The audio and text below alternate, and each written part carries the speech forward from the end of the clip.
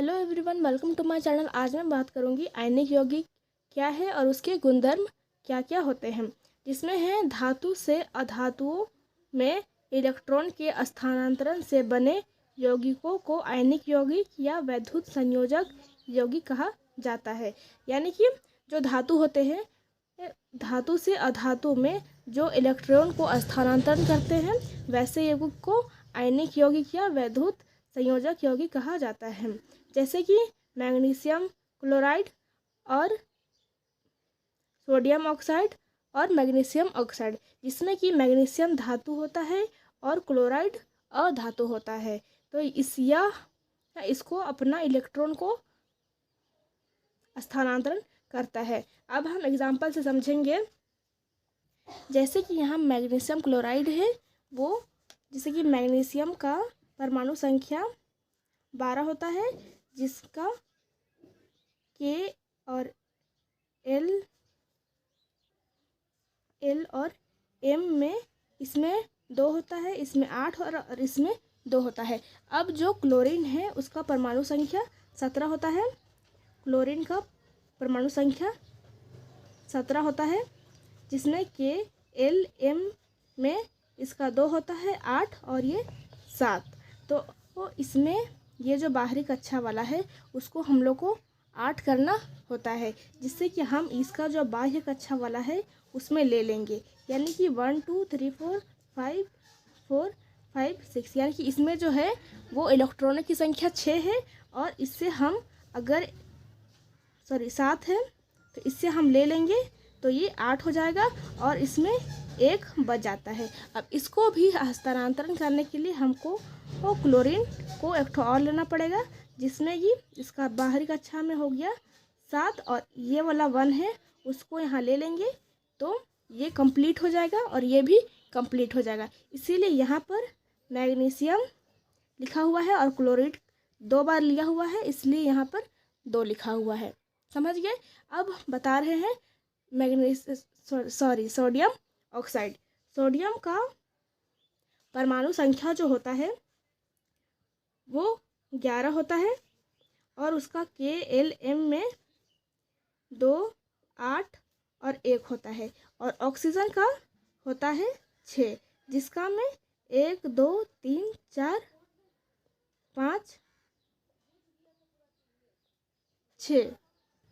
6 और इसका जो बाहरी कक्षा है उसमें से 1 ले लिए तो 7 हो गया, जिससे कि ये कंप्लीट नहीं हुआ। इसको एक ठो और यहाँ पर इलेक्ट्रॉन चाहिए, जिससे कि ये एक ठो और ले लेंगे, जिसमें 2 8 और 1 हो जाएगा, और इसका जो है इसको यहाँ पर दे देंगे।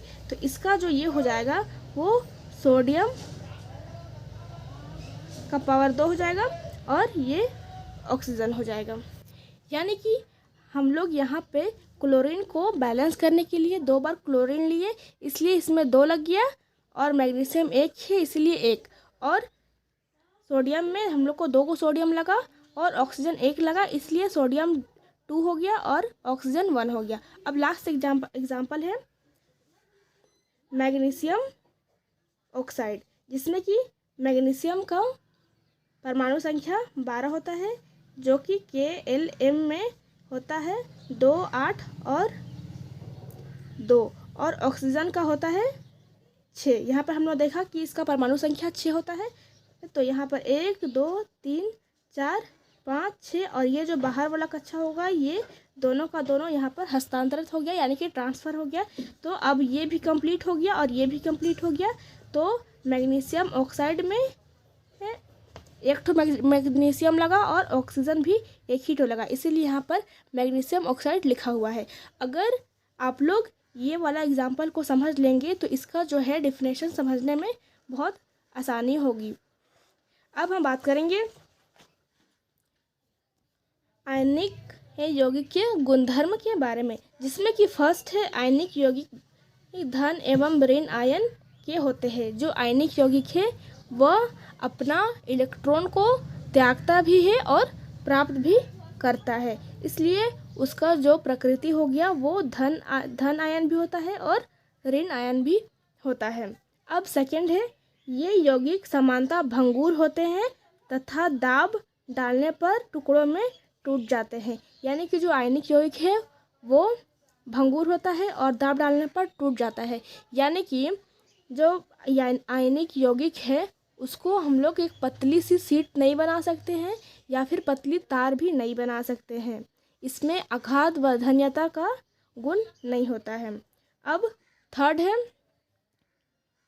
इनके द्रवणांक एवं क्वथनांक उच्च होते हैं। यानी कि इसको पिघलाने में हमें अधिक क्वथनांक का यूज़ करना पड़ता है। फोर्थ है, ये यौगिक जल में घुलनशील होते हैं परंतु कार्बनिक विलायक में अघुलनशील होते हैं। यानी कि जो ये यौगिक है वो जल में घुलनशील यानी कि वो जल में घुल जाते हैं पर कार्बनिक विलायक में नहीं घुलते हैं। अब लास्ट है यह जलीय विलयन में विद्युत का चालक करता है परंतु यह यौगिक ठोस अवस्था में विद्युत का चालक नहीं करता है। यानी कि जब यह विद्युत जलीय विलयन में विद्युत का सुचालक करता है, लेकिन जब यह इसका नेचर जब ठोस रहता है यानी कि सॉलिड में रहता है तो यह विद्युत का चालक नहीं करता है। Thanks for watching.